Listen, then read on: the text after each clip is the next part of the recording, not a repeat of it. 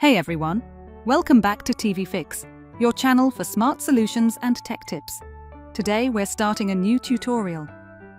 Amazon Fire Stick not showing apps, how to fix. Firstly, you should restart your Fire TV stick. To do this, press Home to access the home screen. Scroll to Settings. Scroll to My Fire TV, then press Select. Scroll to Restart, then press Select. Scroll to Restart, then press Select. Your Fire TV stick light will now restart. If the first issue doesn't work, you have to check your internet speed.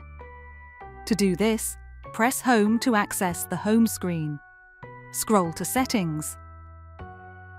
Scroll to Network, then press Select. Scroll to the connected network, then press Play/Pause. Scroll to Run Speed Test, then press Select. The status of the network connection will be displayed.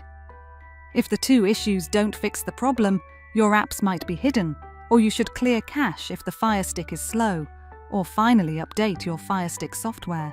Old versions sometimes cause apps to disappear. That's it for today's tutorial. Thanks for watching TV Fix.